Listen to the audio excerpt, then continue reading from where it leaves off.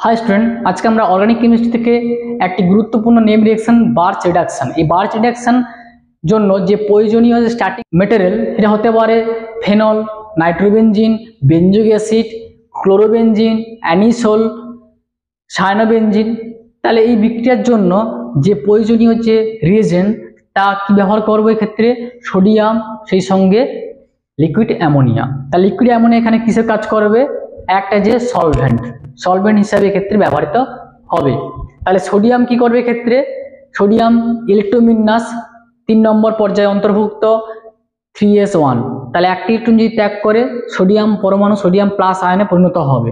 ফলে এই ক্ষেত্রে যে ইলেকট্রনটি বেড়ে যাচ্ছে, রিএজেন্ট কি থাকবে বার্চ রিডাকশনের জন্য? Sodium, liquid ammonia. তাহলে লিকুইড অ্যামোনিয়ার ক্ষেত্রে একটা যে সলভেন্ট।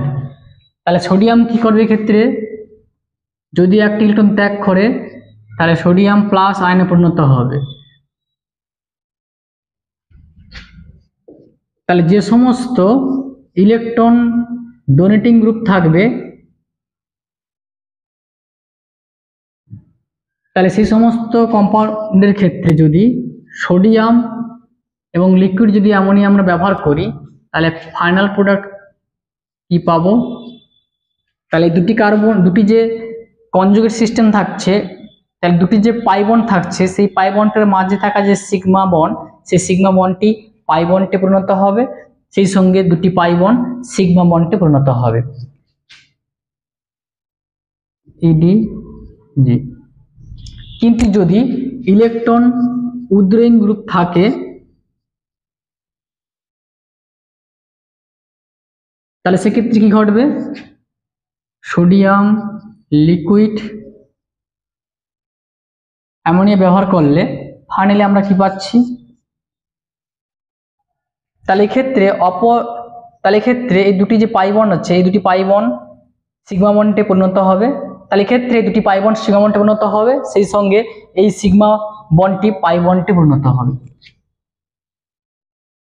Electron withdrawing group. তাহলে এক্সাম্পল হিসেবে যদি আমরা দেখি ফেনল,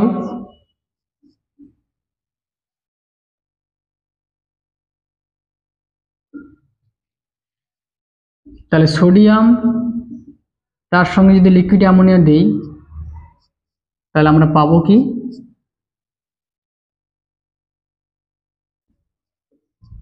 এই কম্পাউন্ডটি।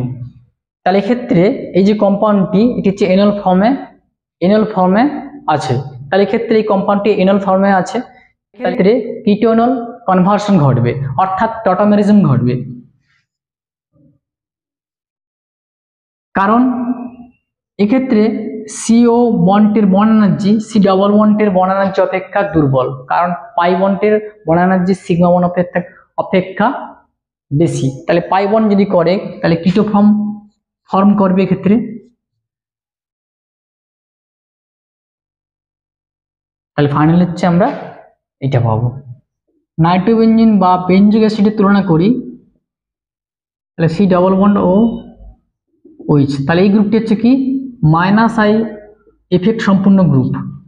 তাহলে এর সঙ্গে যদি আমরা সোডিয়াম এবং লিকুইড অ্যামোনিয়া ব্যবহার করি তাহলে ফাইনালি আমরা কি পাবো? C double bond H. তাহলে এক্ষেত্রে সি ডবল বন্ড ওইচ হচ্ছে -I এফেক্ট সম্পূর্ণ গ্রুপ এবং ওইচ এক্ষেত্রে হচ্ছে +I এফেক্ট সম্পূর্ণ গ্রুপ। তাহলে প্লাস এফেক্টের ক্ষেত্রে এই ধরনের কম্পাউন্ড উৎপন্ন হবে এবং মাইনাস এফেক্টের ক্ষেত্রে এই ধরনের কম্পাউন্ড উৎপন্ন হবে। তাহলে এক্ষেত্রে যদি বলি তাহলে 1 2 3 4 5 6, তাহলে 2 3 এবং 5 6 এর মধ্যে পাই বন্ড ফর্মেশন হবে যখন হচ্ছে মাইনাস এফেক্ট গ্রুপ থাকবে, এবং যখন 1 2 3 4 5 6 যখন প্লাস এফেক্ট গ্রুপ থাকবে তাহলে সেক্ষেত্রে 1 6 এবং 3 4 এর মধ্যে পাই বন্ড ফর্মেশন হবে।